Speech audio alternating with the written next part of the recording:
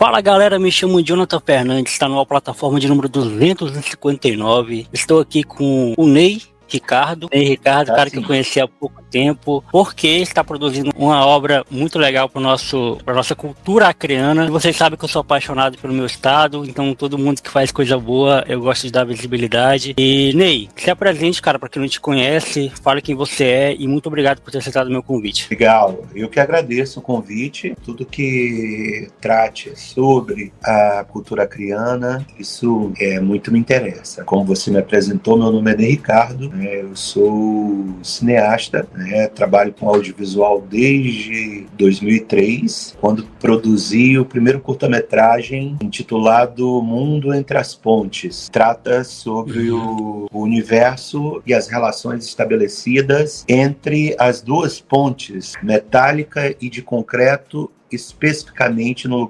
local onde a gente conhece hoje como mercado municipal, mas que para a época era conhecido principalmente como Praça da Bandeira, mas reunia Praça da Bandeira, Mercado Municipal, Praça dos Catraeiros, né? E assim deu início a esse interesse pelo audiovisual, né? Sou também historiador, sou formado em História, em licenciatura em História, mas me considero um historiador por escrever sobre, por produzir sobre, e o interesse pela história, principalmente a história da nossa região, da Amazônia Ocidental, mas também do Brasil, e também o interesse sobre o mundo, né? O mundo me interessa, a vida me interessa, a realidade me interessa. É isso. Da hora, mano. Cara, o meu programa, o Plataforma, ele é um programa que eu criei para ouvir histórias, né? Eu gosto muito de ouvir histórias, ouvir a vida das pessoas. E eu gosto sempre de traçar um paralelo aqui da vida da pessoa. A gente vai falar muito sobre o filme, porque muito me interessa saber e conhecer mais. E já deixo de antemão aqui que é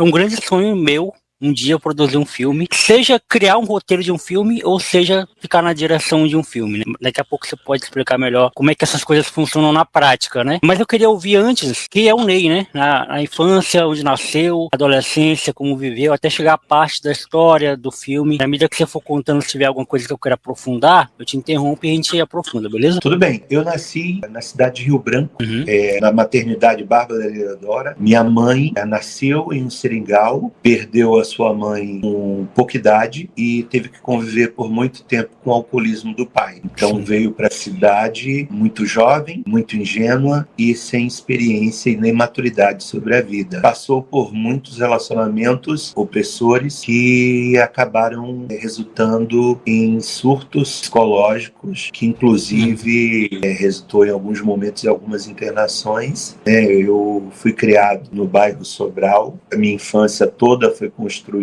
ali, naquela realidade. Estudei o meu ensino, hoje é conhecido como fundamental, mas meu ensino primário, depois o segundo grau, que hoje é conhecido como ensino médio, na escola Serafim da Silva Salgado, para a época, uma das escolas que mais sofriam preconceitos por conta da sua realidade, né? E convivi em meio a todo aquele ambiente da escola Serafim da Silva Salgado. E comecei a trabalhar muito jovem, aos 11 anos de idade, eu já trabalhava, completamente despreparado com relação à vida, e tive que lidar com o fora de casa, sem nenhum preparo, sem nenhuma instrução, e tive que lidar com muitas questões, já muito jovem, né? Concluí, depois fui fazer, na época, que se chamava o vestibular, né? Que hoje é o Enem, e fui para o curso de História, mas muito jovem, já muito interessado pela história e por uma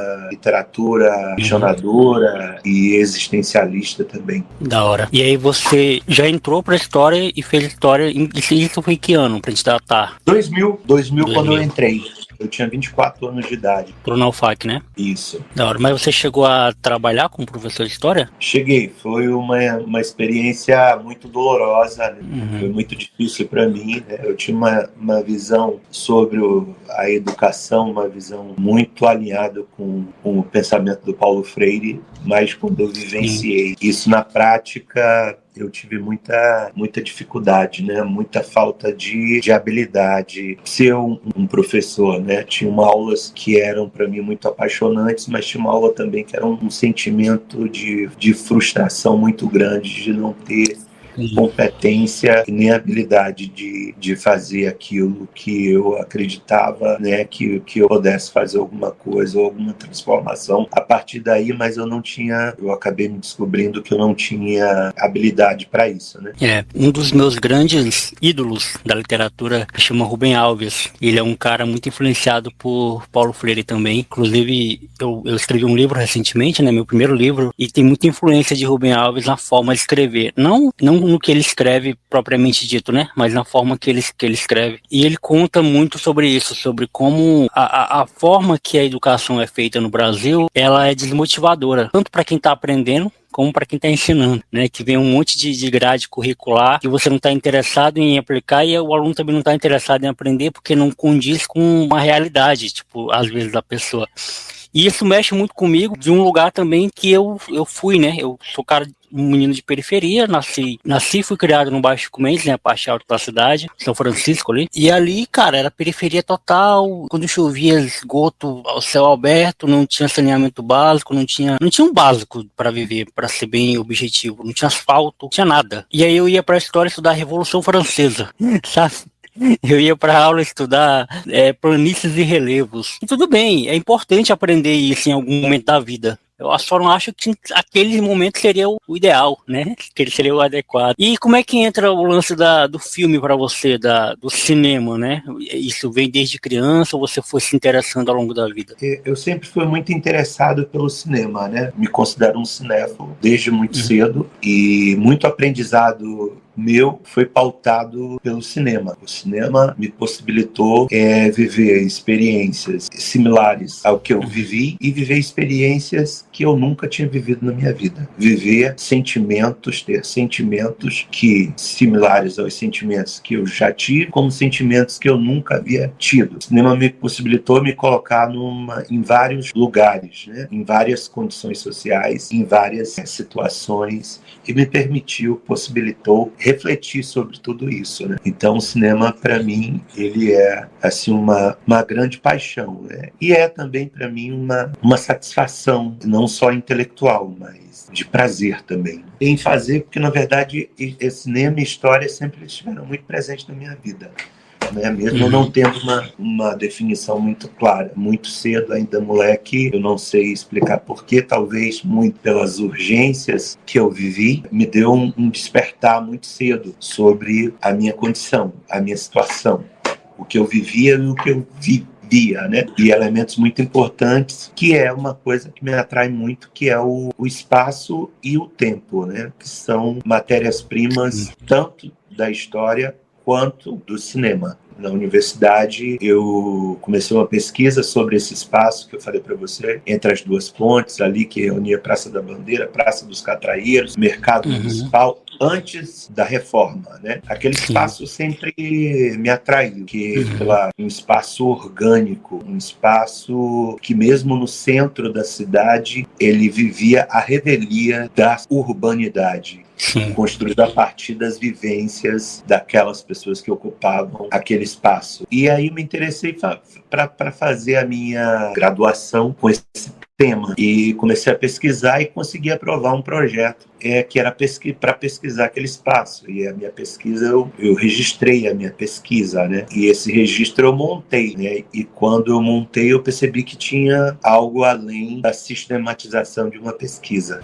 Foi quando eu resolvi aquilo que eu fiz, eu resolvi participar de um festival de cinema, o Festival Acreano de Cinema e Vídeo, em 2003, quinto, se eu não me engano, aonde esse trabalho ele foi premiado. E aí isso deu ainda mais um estímulo. Foi isso. No caso, esse foi o seu primeiro curta, né? Isso, Mundo Entre as Pontes. Para quem é leigo, explica pra gente o que seria um curta. Eu acho que tem um longa e tem um média também, né? Isso. Explica pra gente essa diferença. O curta, ele vai até 26 minutos. Ele pode, alguns pontuou com 15, 17, mas, de modo geral, é um filme de 26 minutos, né? E o média é a partir dos 30 minutos até os 45 minutos. E o longa é a partir dos 60 minutos. Da hora. Você falou sobre o interesse, né, que você tinha pelo lance das pontes ali. Eu sou muito apaixonado por Rio Branco, pelo Acre, mas mais especificamente por Rio Branco, que é onde eu moro, né, e sempre morei. Esse seu interesse também vem de um lugar de pertencimento, ou aquela coisa de, você falou que muito cedo do que trabalhar, né? Ou aquela coisa de passar e ver, e admirar, ou de ouvir. De onde que surgiu esse seu interesse especificamente para contar essa história, né? Principalmente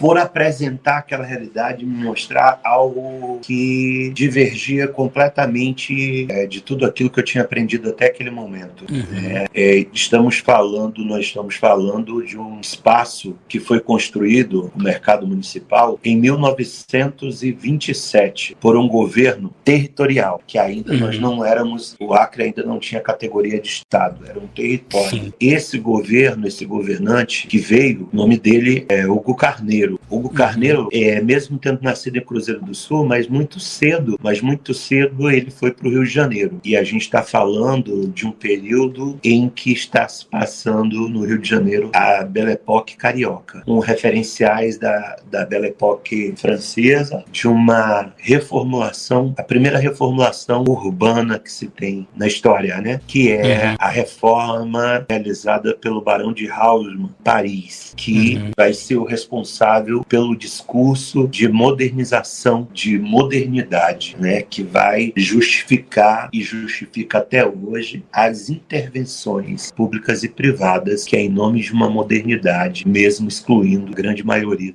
das pessoas, né? De repente, derrubados e desapropriados aqueles que julgavam responsável pelo espaço insalubre por um espaço higienizado, né? Que são os bulevares e toda a exclusão que o poeta Baudelaire da época vai entender muito bem e vai escrever Flores do Mal, um livro fantástico de poesia que descreve muito bem esse período. E isso vai acontecer aqui de uma maneira completamente diferente, né? Porque quando foi construído o mercado municipal, não existia absolutamente nada naquele espaço. Ninguém foi excluído daquele espaço para ser construído o mercado municipal. E o mercado nasce com esse discurso de modernização muito bem frisado nos relatórios do Carneiro, né? Que vai descrever a construção, uma construção moderna, que pela primeira vez se tenha a questão dos azulejos que vão vir da Alemanha, da construção de concreto, da ferragem, todo esse discurso vindo com a modernidade, né? De um lugar higiênico para um lugar de comércio, né? É um lugar fiscalizado, controle do Estado, por meio do discurso da saúde e tudo mais. E na década de 70, esse mesmo espaço, diferente de tudo aquilo que a gente viu na história, ele vai ser ocupado por um novo momento da história do Acre, muito conhecido como a pecuarização do Acre, que muitos seringueiros vão ser expulsos de suas colocações que já viviam muitas das vezes mais de 40 anos, e alternativas são ou continuar nos seringais mais da Bolívia ou irem para as cidades. E o maior número decidem, por uma situação, e irem para a cidade, virem para a cidade, né?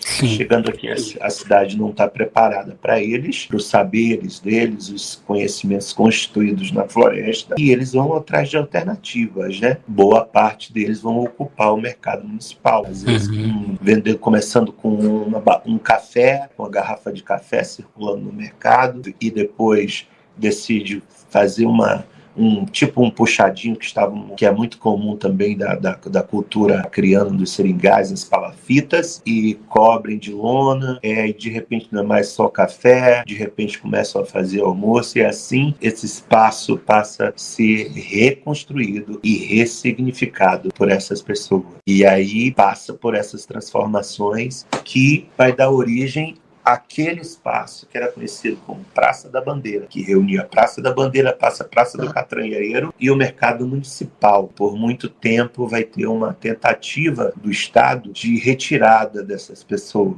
E esse lugar vai ser chamado de feio por essas construções e por essas intervenções das pessoas que ocupam. E elas vão ressignificar aquele espaço, e esse espaço vai ser transformado de uma maneira que ainda não foi tratado com propriedade, que é a transformação que esse espaço passa, é algo impressionante, que ele deixa de ser ter a representação da qual ele nasceu para ser uma coisa completamente construída como um artista bricolê que sai juntando tudo que encontra na rua e vai construindo uma obra de arte a partir das suas experiências de vida. E assim aconteceu, e é um espaço que vai romper justamente com o discurso da modernidade, vai romper com o discurso do capitalismo, vai romper com o discurso da ordem do trabalho, da regulamentação do trabalho, que impõe, se divide o tempo desde lá do século XVII, que um historiador que eu gosto muito, que é o Thompson,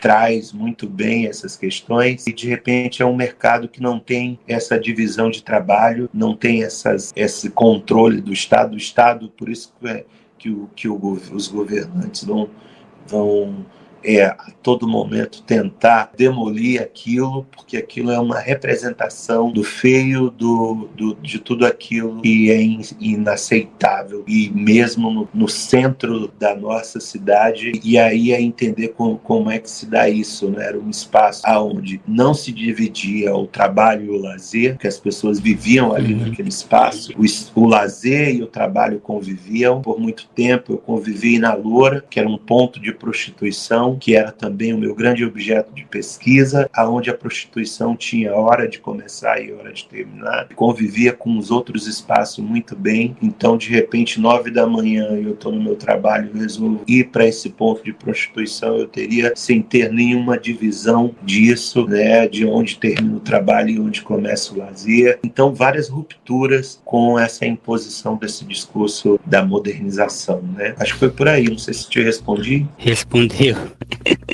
Respondeu muito bem, cara. E eu te conheci, como eu falei no início, né, através do filme Rio Torto, e eu gostei muito do título. Falei, caramba, faz muito sentido esse nome, Rio Torto. Eu queria que contasse um pouco sobre como nasceu esse projeto, a ideia, né, como é que foi. Na verdade, contar a mesma coisa que você contou agora do primeiro curta, né, de como que nasceu a percepção, a ideia e tudo mais. Ok, em 2022 eu tinha intenção de fazer uma homenagem ao Rio Acre. Escrevi um roteiro de um curta e fiz esse curta também, se chama A Catraia. Então eu queria falar do rio, então para isso eu tinha que construir uma história que tivesse o rio como um elemento central, pudesse ser não só uma paisagem, mas pudesse ser um personagem, mesmo que simbólico da história, né? Surgiu A Catraia, de uma moça desesperada, fugindo de um homem, né, dessas escadarias do porto da Catraia, entre Aeroporto Velho e o 15, a mais tradicional de hoje, né? E entra às pressas de uma catraia, convence o catraieiro a atravessar para o outro lado. Próximo para atravessar para o outro lado, ela em desespero convence ele a largar os remos e descer o rio. E aí acontece isso e eles descem o rio juntos. Começa uma amizade entre eles, né? O catraieiro com uma vivência do rio muito grande, em que tudo que ele conhece do mundo é mediado pelo rio. Então, a realidade para ele entende a realidade pela mediação do rio. Eles conversam e ele trata disso, ela falando das experiências dela e de tudo que ela viveu, e ele falando para ela tratando sobre isso, mas tendo sempre o rio como uma mediação para o entendimento daquilo que se conversava. E é isso, né? E aí surgiu a oportunidade de fazer um projeto, o primeiro longa, mesmo de 2003, mas esse é o primeiro longa, né, mais de 20 anos depois, e trata justamente sobre isso. Só que agora apresenta quem é a Teresa, apresenta quem é o cara que a persegue, apresenta quem é o Pedro, e tem um desfecho dessa história, né? Então, uma história centrada no rio, né? que fala sobre questões universais, né, como o medo que trava, o medo que aprisiona, de uma pessoa com um relacionamento abusivo, né? Sim. Isso vem justamente porque o nosso estado, eu não sei hoje, mas por muito tempo esteve como o segundo maior número de casos de violência contra a mulher, de casos de feminicídio. E aí essa pessoa resolve fugir, escapar dessa opressão. Ela acaba fugindo, escapando em uma catraia, aonde ela convence o catraeiro também a largar os remos e descer o rio, que é uma questão que tem várias camadas, né? O que está posto hoje não deu certo, né? A gente vive uma realidade que virou as costas para a natureza. Quando eu digo a natureza, viramos as costas para nós mesmos, porque mesmo com esse discurso que somos uma parte fora dessa natureza, mas isso é que nos adoece, é não ter essa integração com a natureza, e uma pessoa que decide fugir simbolicamente disso. E ela foge para onde? Para a natureza, o rio, né? Ela se entrega à natureza, abre mão dessa decisão burra de se colocar à parte, e se coloca como um integrante disso, né? E isso vai possibilitar conversas com Pedro. Pedro vai ajudar. Ela tem traumas da infância, conflitos que teve com a mãe, desde o cuidado amoroso aos surtos psicóticos da mãe e o suicídio prematuro da mãe. E isso é discutido, é conversado, e Pedro traz o rio, né, para mediar e ajudar a Teresa nesse entendimento sobre essas questões. Essa pessoa que persegue é o Carlos, e ele continua perseguindo a catraia, que nós sabemos que o nosso rio divide a cidade, então sabemos que tem estradas que magiam o rio, e ele vai magiando o rio com uma moto até atocaiá-los, né? Acontece o primeiro embate, eles conseguem escapar, percebem que não dá para fugir pelo rio. Pedro encosta numa comunidade que já conhece há algum tempo, mas que há muito tempo não ia, e aonde ele leva para um casal de amigos, Paulo e Joana. Paulo, antropólogo, que está em uma fase terminal de câncer, e que é também, como Pedro também era, que ia para a igreja, que frequentava a igreja do Daime, né, ayahuasca, né, uma religião cristã na floresta, né, que tem como Daime fundamental essa manifestação, né, onde vai possibilitar que Teresa, tanto com a experiência de alguém que está em uma fase terminal, que na vida de qualquer um, ou familiar ou amigo, quando a gente tem alguém próximo, está numa fase terminal, a gente naturalmente começa a pensar sobre coisas que não pensaria se não tivesse vivendo e passando por essa situação. E isso é, além da vivência com Pedro, no percurso, tem mais essa experiência com Paulo, tem mais essa experiência também com o Daime, que vai possibilitar ela de revisitar esses traumas e se acolher. É isso. Da hora, mano. Fiquei curioso já para assistir esse filme. E Ney, agora contando a parte mais técnica, como é que é o lance de montagem de elenco, preparação, filmagens, né? Como é que aconteceu isso? Você pode contar isso com a experiência do próprio Rio Torto, né? Que eu acho que foi, por se tratar de um longa, né? Teve mais tempo de produção, acredito eu. Como é que foi essa produção na parte prática, né? Da produção? Como é que foi fazer esse filme? E aí eu já vou emendar com outra pergunta que eu faço para toda vez que eu trago algum artista criando aqui no meu podcast, né? Como é ser um artista no Acre, né? Como é ser um artista criando no Acre? Digamos assim. Tá. Do filme, a questão do roteiro, né? Foram 2 anos escrevendo o roteiro, e um ano escrevendo o projeto. O projeto foi aprovado pela Lei Paulo Gustavo, uma lei federal, através do governo do estado do Acre, por meio da Fundação de Cultura Elias Mansur. Foi captado um valor que é muito abaixo do que se chama BO. BO é uma expressão que se usa para um baixo orçamento, uma produção nacional de baixo orçamento, em média entre 4 a 6 milhões de reais, né? Isso é conhecido, é entendido como BO, baixo orçamento. Entendi. O projeto que foi aprovado pela Lei Paulo Gustavo é de 1.200.000. Então, menos que a metade de um filme brasileiro autoral de baixo orçamento, né? Ok, depois dessa parte nós temos que contratar a equipe. Primeiro de tudo, a contratação de um produtor executivo, que é fundamental para a produção, né? É ele que vai ser responsável, inclusive, por montar essa equipe responsável pela gestão e o financeiro do filme. E aí veio a contratação de toda a equipe, né? Uma equipe, por conta financeira, uma equipe muito enxuta, mas compondo com os principais técnicos e profissionais do audiovisual necessários para fazer uma obra audiovisual, um filme. E aí é o diretor de fotografia, captador de som, o gaffer, que vai ser fundamental para a iluminação do filme, o maquinista, né, o eletricista, a direção de produção com a sua equipe, a direção de arte com a sua equipe e toda uma cadeia de produção audiovisual, né, que não é nada pequena, né?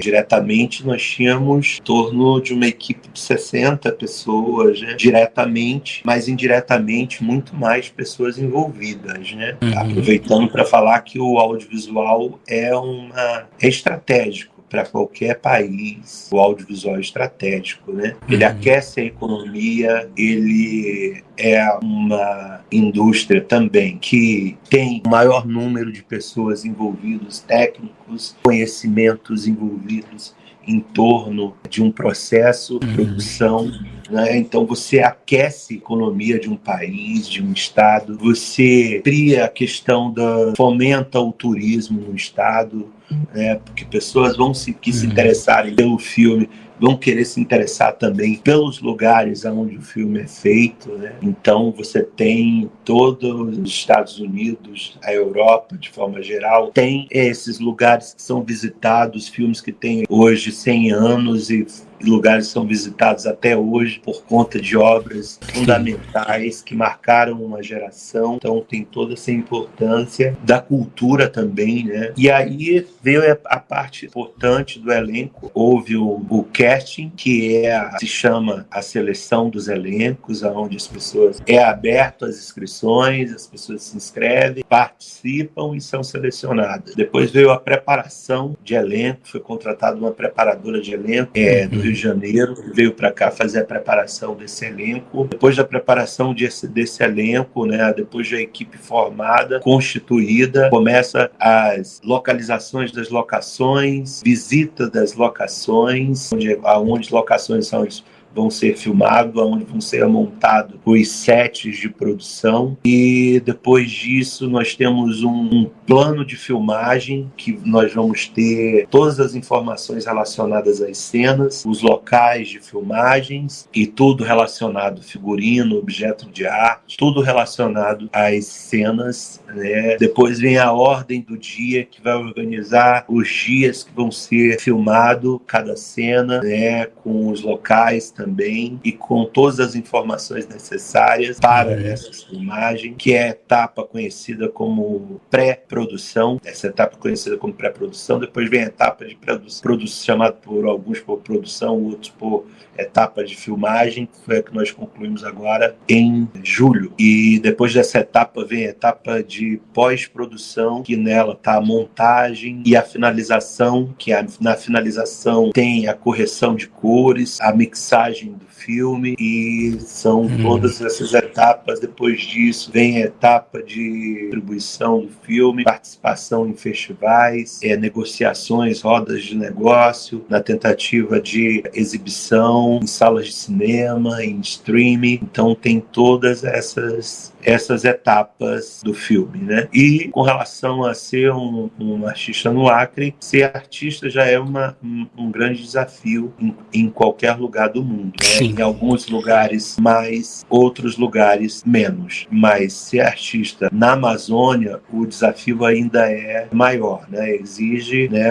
furar bolhas, né? A gente tem, por exemplo, um país imenso e que a concentração dos recursos se concentram no sudeste do país, ali Rio, e sudeste do país, especificamente Rio de Janeiro, São Paulo, e a gente vê, por exemplo, Espírito Santo, infelizmente, para eles é muito difícil isso, além de ser do Sudeste, mas lá é bem difícil também. E a realidade, né, de se produzir na Amazônia é uma realidade muito complexa, muito difícil, é um desafio constante, falando especificamente do audiovisual. Nós nos deparamos com situações que não tinham sido previstas, que aumentaram o custo do filme, e hoje, por exemplo, a gente está com um orçamento furado, estamos com dívidas, e isso tudo desprestigia uma obra, mesmo as pessoas não conhecendo, né? E tem que conviver com tudo isso. Um exemplo é filmar no Rio, né? Foi um exercício que ninguém estava preparado, nem a equipe que estava de fora, muito menos a gente. Não imaginava a complexidade que seria isso, né? Então aumentou o custo de números de barco, de balsa, de voadeira, de tudo isso, na busca de fazer um trabalho de qualidade, de respeito, de amor pela cultura acriana. Cara, eu imagino que seja um grande desafio mesmo produzir no Brasil, quanto mais no Acre, né? Ney, cara, muito bom te ter aqui no meu podcast. Fiquei muito feliz em você ter aceitado o convite, em te receber aqui, porque para mim é muito importante ouvir pessoas acrianas, né? Que esse podcast, na verdade, ele foi criado para ouvir acrianos, né? Graças a Deus eu consegui atingir pessoas de outros estados, gravo majoritariamente com mais pessoas de outros estados do que do Acre, mas eu gosto muito de ouvir acriano falar do Acre, e foi o nosso caso hoje. Fica aqui meu sentimento de agradecimento e de orgulho de ver as suas produções, né? E de ver, apesar dos pesares, né, dos desafios que tem de produzir um filme, de fazer uma produção dessa magnitude acontecer e de fato ir para o mundo, né, é motivo de muito orgulho para nós acrianos, que muitas vezes somos muito esquecidos, né, pelo resto do Brasil, muitas vezes não somos nem citados, não somos reconhecidos, mas nós somos um povo e eu sempre vou falar isso, seja aqui, ou seja na rua, seja em qualquer lugar que eu possa ir. Sou escritor agora, então em qualquer lugar que eu possa levar meu livro, eu também vou fazer isso, que o povo daqui é muito forte, e quando eu falo forte, eu não falo não no sentido pejorativo da palavra, né, de apesar de tudo que passamos, somos fortes, mas é forte no sentido